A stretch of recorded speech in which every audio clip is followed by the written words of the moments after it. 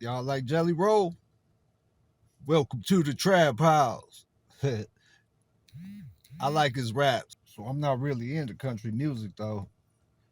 But I dig how he came up, where he came from. But this interview was interesting. Should check it out. From struggle to stardom, rapper turned country singer Jelly Roll is quite literally on a roll, just topping country music for the second time this year. Yeah, well, his story was not always one of success. In fact, there was a time he never thought he would get out of prison. But earlier this summer, he made a much more casual swing through Walled Lake for a stop at the greenhouse. About 5 years ago, if I'd have told you that this is what your life would be today, you'd have never believed it. I'd have never believed it. I still don't believe it when I wake up every day. I feel like I'm living somebody else's life. Well, this is the life of Jelly Roll, and yes, it is quite a bit more fun than the life he was living as Jason DeFord, his given name. That was a life of a troubled young man who spent too much time on the wrong side of the law. What was your future all about? Where did you think you were headed? I thought I was destined to die in prison. I thought I would just be one of those guys that spent his life in and out of the system and eventually did something where I'd end up getting too much time and just, no parole possibilities. I didn't even think guys like me ever had a chance to do anything productive with our lives. But then came what he calls his road to Damascus moment. May 22nd, 2008. A guard came by his cell to tell him that he was a father to a baby girl. And something clicked in that moment, more clear than ever. It's almost like a 24-year fog went away, and I seen clearly what I needed to do. And from that moment forward, I focused all my energy on when I come home, how I could reform and rehabilitate.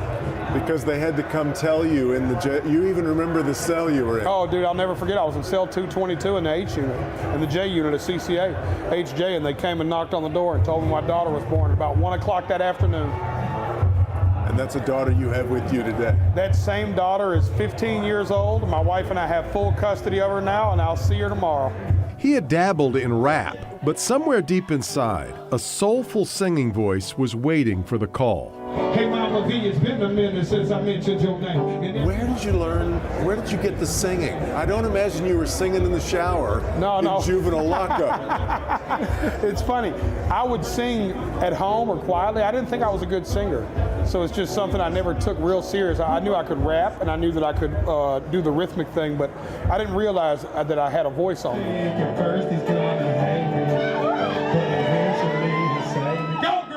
I'm glad I found it. And you know how I found my singing voice? I was drunk doing karaoke one night, and a producer heard me singing Bob Seger. And he was like, "You should sing." I was like, "I rap." He was like, "I don't know how good of a rapper you are, but you're an incredible singer."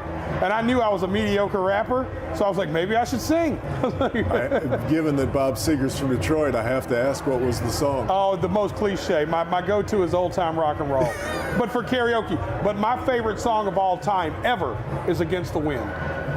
Of all songs? Of all songs ever. That's amazing. Against the Wind has done more for me in my life than any other song.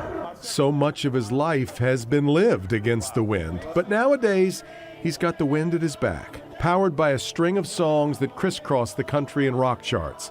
It's hard to miss. His songs are built on the experiences of his life, songs of seeking redemption, of overcoming failure.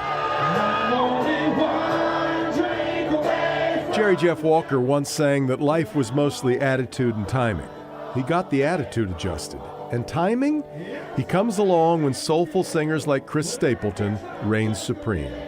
My daddy once told me, you can work harder than everybody, but if you don't got a rabbit foot up your butt, you're still in trouble.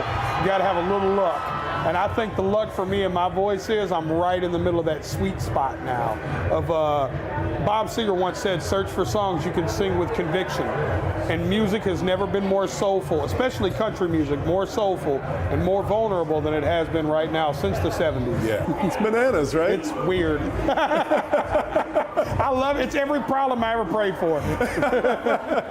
Part of his appearance at the greenhouse was to push his cannabis brand, Bad Apple, as he told the crowd it is his first legal weed business.